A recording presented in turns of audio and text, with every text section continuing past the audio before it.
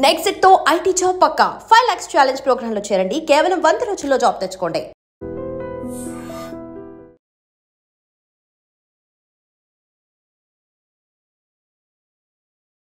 నిజంగా ఎంత sad news అంటే ఈ పాప కేవలం 17 or 18 years మ్యాక్సిమం అంతే.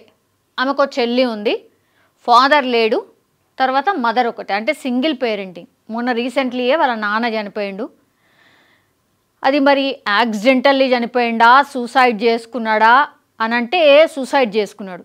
బికాస్ వీళ్ళు వాళ్ళ అవసరాల కోసమని ఒక లోన్ తీసుకున్నారు. పెద్దనాన్న ప్లస్ వీళ్ళ నాన్న కలిసి లోన్ తీసుకున్నారు. బిజినెస్ పర్పస్ కావచ్చు, లేదంటే ఇంకేదన్నా దానికోసము ఇద్దరు కంబైన్డ్గా లోన్ తీసుకున్నారు. ఆల్ ఆఫ్ సడన్ వాళ్ళ నాన్న చనిపోయిండు. చనిపోయేసరికి వాళ్ళ పెద్దనాన్న పేరు వచ్చేసి శ్రీను. సో అతనిగా రోజు వచ్చి వీళ్ళ ఇంటికి వచ్చి హెరాస్ చేయడం స్టార్ట్ చేసిండు. మీ నాన్న చనిపోయిండు, సేఫ్ అయిపోయిండు, ఇప్పుడు ఆ లోన్ అంతా కూడా నేను కట్టాల్సి వస్తుంది, నేను ఎక్కడికి వెళ్ళి దేవాల డబ్బులు, ఇదేంటి అసలు, చచ్చిపోయి మళ్ళీ నా ప్రాణమే తీస్తున్నాడు మీ నాన్న అనేది ఆయన వర్షన్. ఏది వీళ్ళ పెద్దనాన్న. జనరల్లీ అయితే బాబాయ్ అయినా పెద్దనాన్న అయినా ఎవరైనా సరే, ఫాదర్ లేడనుకోండి, ఫాదర్ చనిపోయిన తర్వాత వాళ్ళు వాళ్ళ ఫాదర్ ప్లేస్ని తీసుకుంటారు. జనరల్లీ అయితే ఇద్దరు ఆడపిల్లలు, పెళ్ళిళ్ళు చేయాలా, రెస్పాన్సిబిలిటీస్ చాలా ఉంటాయి, వాళ్ళకేం పెద్దగా బ్యాక్గ్రౌండ్ ఏం లేనట్టున్నది. సో ఏంటంటే ఈ ఆడపిల్లలకి వాళ్ళ మమ్మీయే అదో ఇదో కొంచెం పని చేసుకుంటూ ఇప్పుడు వాళ్ళ కాలేజ్ ఫీజు కానీ, వాళ్ళ అవసరాలకు కానీ, ఇట్లా పండగలు వస్తే కానీ, ఇక ఎన్ని ఉంటాయో ఫ్యామిలీని రన్ చేయాలంటే మామూలు విషయం కాదు, మనందరికీ తెలిసిందే. అది దట్టు హైదరాబాద్ కోంపల్లిలో ఉంటారు వీళ్ళు. ఇక అసలు తట్టుకోలేకపోయింది. వాళ్ళ ఫాదర్ చనిపోయినప్పటి నుంచి కూడా ఇప్పుడు వాళ్ళ పెద్దనాన్న ఎవరైతే ఉన్నారో వాళ్ళ పెద్దనాన్న వచ్చి రోజు హెరాస్ చేయాలి వీళ్ళ ఇంటికి వచ్చి. మీ నాన్న అప్పు తీసుకుపోయి నానెత్తిన వేసిపోయిండు, నేను ఎక్కడికి వెళ్ళి కట్టాలి, నేను ఎక్కడికి కట్టాలి అని. దాని తర్వాత ఈ డెత్ సర్టిఫికేట్, వాళ్ళ నాన్న డెత్ సర్టిఫికేట్ అడుగుతున్నాడంట. డెత్ సర్టిఫికేట్ ఎందుకు అడుగుతున్నాడంటే, ఆ డెత్ సర్టిఫికేట్ ఒకవేళ ఇచ్చిండ్రనుకో ఆ లోన్ ప్రాసెస్లో భాగంగా ఈ డెత్ సర్టిఫికేట్ ఎవరికైతే సబ్మిట్ చేస్తారో, ఇది కంబైన్డ్ లోన్ కదా, సో అది పూర్తిగా మాఫీ అయిపోతుంది. కాబట్టి మీరు నాకు ఆ డెత్ సర్టిఫికేట్ ఇవ్వండి, నేను ఆ లోన్ కట్టలేను అనేది వీళ్ళ పెద్దనాన్న వర్షన్. సో రోజు వచ్చి హెరాస్మెంట్ చేయడం స్టార్ట్ చేసిండు. నానా మాటలు అనడం, వాళ్ళు ఉన్నది అపార్ట్మెంట్లో, పక్కనోళ్ళు ఎదురింటోళ్ళు గట్టి గట్టిగా వాళ్ళ పెద్దనాన్న వచ్చి వీళ్ళ మీద అరిచిపోతుంటే చాలా వింతగా, చాలా ఇన్సల్ట్గా ఫీల్ అవుతున్నారు ఈ ఆడపిల్లలు కానీ ఆ ఫ్యామిలీ కానీ. పాపం ఆ చుట్టుపక్కల వాళ్ళకు కూడా అడిగినప్పుడు అసలు వీళ్ళ ఫ్యామిలీ ఉందా లేదా అన్నట్టుగా ఉంటుంది. అమ్మాయిలు చాలా అమాయకంగా వాళ్ళ పనులు వాళ్ళు చేసుకొని పోతారు అంతే, బయట కూడా ఎక్కువ కనబడరు, తిరగరు, చెయ్యరు అనేది కూడా చుట్టుపక్కల వాళ్ళు చెప్తున్నారు. సో చాలా డీసెంట్గా పెరిగినటువంటి ఫ్యామిలీ ఆల్ ఆఫ్ సడన్ వాళ్ళ ఫాదర్ చనిపోయేసరికి ఆ ఇబ్బందులన్నీ ఈ ఫ్యామిలీ మీద పడ్డది. ఈమె తట్టుకోలేకపోయింది. ఈమె పేరు వచ్చేసి పింకీ. 17 or 18 years, అంటే ఇంటర్ సెకండ్ ఇయర్ ఏదో చదువుతుంది అంతే. ఆమె తట్టుకోలేక ఉరి వేసుకొని చనిపోయింది. యాక్చువల్లీ ఈ పింకీ అనే ఆమె, ఇప్పుడు మీరు చూస్తున్న పిక్లో ఉన్నటువంటి ఈ పాప ఉరేసుకొని చనిపోయింది. ఇవన్నీ చూడలేక, ఆ ఇన్సల్ట్ తట్టుకోలేక చనిపోతూ ఒక లెటర్ రాసింది. నా చావుకి ఎవరు కారణం, మా పెదనాన్నే కారణం అంటూ ఆయన మీద ఎలిగేషన్ చేయడమే కాకుండా సూసైడ్ నోట్, సూసైడ్ లెటర్ ఉంటుంది కదా, అది రాసి పెట్టి చనిపోయింది. పాపం అత్యంత బాధాకరం. ఆల్రెడీ ఫాదర్ చనిపోయిండు రీసెంట్లీ, దాని తర్వాత ఇప్పుడు కూతురు కూడా చనిపోతే ఒకసారి ఊహించుకోండి ఆ తల్లి పరిస్థితి ఏంది, ఆ చెల్లి పరిస్థితి ఏంది. నలుగురు ఉండాల్సిన చోట కేవలం ఇద్దరే అయినరు. ఇప్పుడు అంత పాపం ఎంత బాధ అయినా ఏవైనా తల్లి పాపం ఏదో కొంత పని చేసుకుంటూ వాళ్ళకి ఎక్కడ కూడా లోటు రాకుండా కాలేజ్ ఫీజు కడుతూ, పని చేస్తూ, తర్వాత వాళ్ళ అవసరాలు తీరుస్తూ చాలా కష్టపడి పనిచేస్తుంది. ఆమె నోటీస్ చేసింది. కానీ ఈమె చెప్తున్నట్టుగా ఈ పెద్దనాన్న ఎవరైతే ఉన్నారో ఆయన వచ్చి ఊరికే రావడం, వీక్లీ 1 or 2 రావడం, వచ్చి అరిచి వెళ్ళడం, చుట్టుపక్కల వాళ్ళు వింతగా చూడడం. ఏమైందమ్మా, మనకు తెలుసు కదా పక్కింటోళ్ళు ఎదురింటోళ్ళకు ఇట్లాంటి మ్యాటర్స్ చాలా ఇంట్రెస్ట్ ఉంటాయి. వాళ్ళు ఇక గుచ్చి గుచ్చి అడగడం, అయ్యో అట్లయిందా ఇట్లయిందా అని పాపం అనడం పక్కన పెడితే అసలు మొత్తం పైనుంచి కింది ఫ్లోర్ వరకు మొత్తం ఈ ముచ్చటంతా స్ప్రెడ్ చేసి దాన్నే తిప్పుతూ ఉంటారు. ఆమె తట్టుకోలేకపోయింది. క్లియర్ కట్గా ఆమె రాసిన లెటర్ మీరు ఒక్కసారి వినండి, అది నేను చదివి వినిపిస్తా, మీరే చెప్పండి ఆమె రాసిన దాంట్లో ఏమైనా తప్పు ఉందా, మీరే చెప్పండి. మమ్మీ నన్ను క్షమించు, వాళ్ళ మమ్మీకి రాసింది. మమ్మీ నన్ను క్షమించు, ఇలాంటి పని చేస్తున్నందుకు నాకు ఇంకా బతకాలని లేదు. ఎందుకంటే నీకు కూడా తెలుసు ఆ శ్రీనుగాడు, వాళ్ళ పెద్దనాన్న పేరు శ్రీను, అందుకని ఆమె ఇక ఫ్రస్ట్రేషన్లో శ్రీనుగాడు మనల్ని మనశ్శాంతిగా ఉండనివ్వడు. నేను చనిపోవడానికి కారణం ఆ శ్రీను వాళ్ళ అమ్మ నాన్న. అన్ని తప్పులు వాడే చేస్తాడు, కానీ మన పైన తోసేస్తాడు. వాడు వారానికి వచ్చి గొడవ చేస్తుంటే మన పరువు చాలా పోతుంది. వాడు ఈరోజు కూడా వచ్చాడు, మళ్ళీ ఏం గొడవ తెస్తాడో ఏమో, అందుకే ఈ నిర్ణయం తీసుకున్నా. అంటే ఆ రోజు సూసైడ్ చేసుకున్న, నిన్న దసరా రోజే సూసైడ్ చేసుకుంది. మళ్ళీ వచ్చిండట, చూడగానే మళ్ళీ ఏదో గొడవ చేస్తాడు అని అనుకుంది, కాబట్టి సూసైడ్ చేసుకుంది. వాడు కొన్ని రోజుల కిందట చాలా పెద్ద గొడవ చేశాడు. అందరూ మనల్ని చాలా వింతగా చూస్తున్నారు. నాకు అది ఇంకా ఇన్సల్ట్గా ఫీల్ అవుతున్నా. మళ్ళీ నిన్న కాక మొన్న మళ్ళీ గొడవ చేశాడు, అందుకే ఈ నిర్ణయానికి వచ్చా. ఇది అంత జరగడానికి కారణం 5 స్టార్ ఫైనాన్స్. వీళ్ళు తీసుకుంది 5 స్టార్ ఫైనాన్స్లో వీళ్ళు తీసుకున్నారు. ఎంత అమౌంట్ ఏంటి అనేది కూడా పూర్తి స్థాయిలో ఆ లెక్కలన్నీ కూడా పోలీసులు తీస్తూ ఉన్నారు.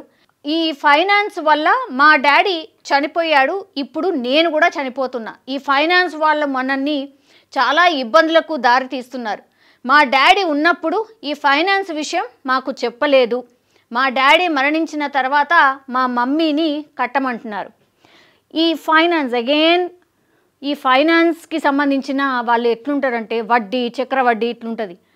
సపోజ్ మనం 10,000 తీసుకున్నాం అనుకోండి, దానికి ఇంట్రెస్ట్ అసలు ఎంత ఉంటుందో, ఇక 5 రూపాయలు ఉండొచ్చు, 10 రూపాయలు ఉండొచ్చు, వాడి ఇష్టం. ఇక ఒకవేళ 10,000 తీసుకుంటే దాని మీద 10 రూపాయల వడ్డీ ఇన్ని రోజులలో మీరు కట్టియాలి. 6 నెలల్లో ఎంతకో తీసుకున్నారనుకోండి, తర్వాత మీరు చెల్లించలేదనుకోండి, దానికి చక్రవడ్డీ, ఆ వడ్డీ, ఈ వడ్డీ, వాడి ఇష్టం. ఇక నోటికి వచ్చిందల్లా చెప్తాడు, వాళ్ళు ఇష్టం వచ్చినట్టు వేసుకుంటూ పోతారు. ఆ విషయాన్ని అసలు ఫ్యామిలీ ఎవరికి చెప్పలేదు. ఆల్ ఆఫ్ సడన్ చనిపోయింది. నేను ఇంతకుముందు చెప్పినట్టుగా చనిపోయేసరికి ఏమైంది, ఆ ఫైనాన్స్ వాళ్ళు వచ్చి వాళ్ళ మమ్మీని కట్టమంటున్నారు. అదొక ఇబ్బందా? ఇప్పుడు ఆయన పాపం చనిపోయిన ఆయన కూడా ఇబ్బంది పెట్టినట్టే కదా, ఒక ఫ్యామిలీని ఇబ్బంది పెట్టినట్టే కదా. చెప్పాలి కదా ఫ్యామిలీకి, నేను ఇందుకోసం తీసుకుంటున్నా, ఇందుకోసం వాడుతున్నా, ఇలా ఉంది అని చెప్పాలి కదా. దాచావు.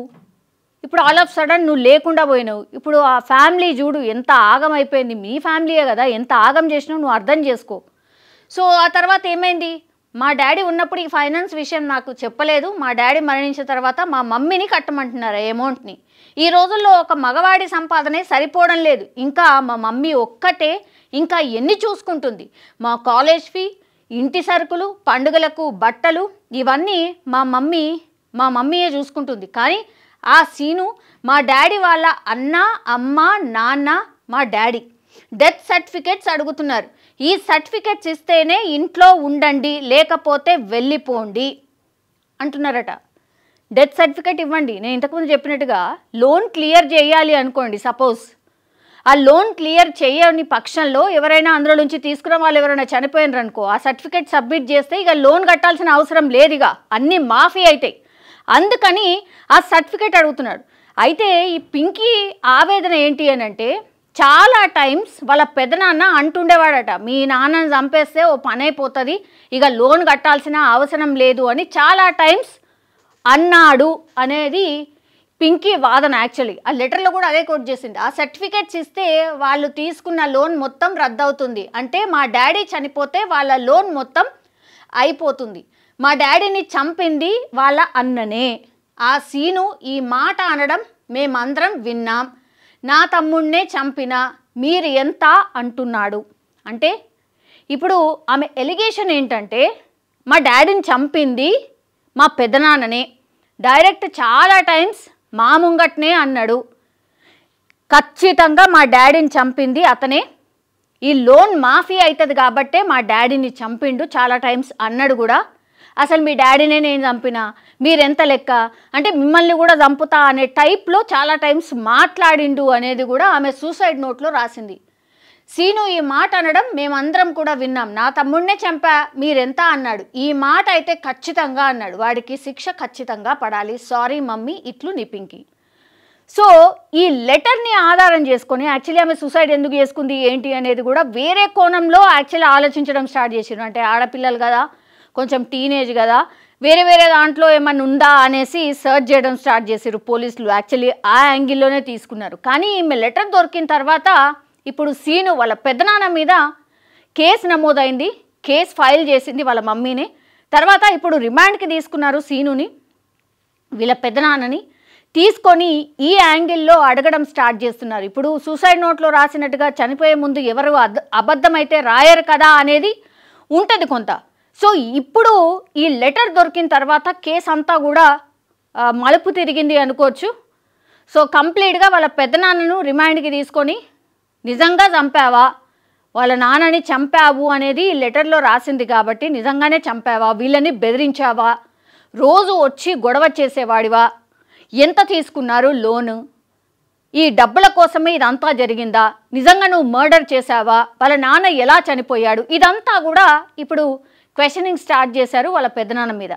ఈ కేసులో ఏం జరుగుతుందో ఏంటో తెలియదు కానీ ఫస్ట్ వాళ్ళ నాన్న ఇంట్లో వాళ్ళకి తెలియకుండా లోన్ తీసుకోవడం, ఈ ఫైనాన్స్ వాళ్ళ మీద ఆధారపడి పైసలు తీసుకుంటే ఇగో ఇట్లా ఫ్యామిలీస్ ఆగమైపోతాయి అనేదానికి ఉదాహరణ ఇది. ఇంకోటి అనుకోవచ్చు నిజంగానే ఇప్పుడు ఈమె పాపం పింకీ టీనేజ్ పిల్లలు ఎట్లుంటున్నారు, రోజు వచ్చి వాళ్ళ పెదనాన్నని వాళ్ళ ఇంటి దగ్గర గట్టి గట్టిగా అరుస్తుంటే చుట్టుపక్కల వాళ్ళ సూటిపోటి మాటలు ఎవరైనా తట్టుకోగలుగుతారా? ఇజ్జత్ పోతుంది, ఇన్సల్ట్గా ఫీల్ అవుతున్నామని స్పష్టంగా చెప్తోంది. ఎస్ అట్లా అంటే ఆ దాంట్లోనే ఉంటారు పిల్లలు ఎవరైనా సరే. సో ఇవన్నీ వరుసగా మనకు అన్ని మిస్టేక్సే కనిపిస్తున్నాయి. సో ఈ కేసులో ఏమవుతుంది ఏంటి తెలీదు. నిజంగానే వాళ్ళ పెద్దనాన్ననే మరి పైసల కోసం మర్డర్ చేశాడా, లేకపోతే కోపంలో లెటర్లో ఆ మాట రాసిందా అనడం వేరు, చేయడం వేరు. అయినా సరే మానసికంగానైతే వేధించాడు వాళ్ళ పెద్దనాన్న, ఇదైతే స్పష్టమవుతోంది. సో కేసులో ఏం జరుగుతుంది ఏంటి అనేది చూడాల్సిందే. బట్ ఈ కేసుని విన్న తర్వాత ఈ అమ్మాయి రాసినటువంటి సూసైడ్ లెటర్ మీద మీ అభిప్రాయం ఏంటి? కరెక్ట్గానే రాసిందా, ఇలా చనిపోవడం కరెక్టేనా, వీళ్ళకు న్యాయం ఎలా జరుగుతుంది కామెంట్ రూపంలో తెలియజేయాల్సిందిగా కోరుతున్నాం. And for more videos, Please subscribe to iDream. Please subscribe to iDream. Please subscribe iDream. And please subscribe to iDream. For more videos, subscribe to iDream.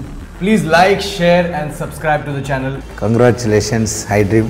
Subscribe to iDream. Subscribe to iDream. So subscribe to iDream Media. iDream ki iDream team andarki huge congratulations. Please subscribe iDream Media. Please subscribe to iDream. Subscribe iDream. Please subscribe to iDream. iDream అంటే నా కళల ఛానల్ను subscribe చేసుకున్న నోరు తిరుగుతలేదు, మీరైతే గంట గుర్తు కొట్టండి. For more such videos, please subscribe to iDream. Subscribe to iDream. Please subscribe to iDream. Please subscribe iDream Media. Please do subscribe to iDream. Please subscribe to iDream Media. For best entertainment and information, please subscribe iDream. And don't forget to subscribe to iDream.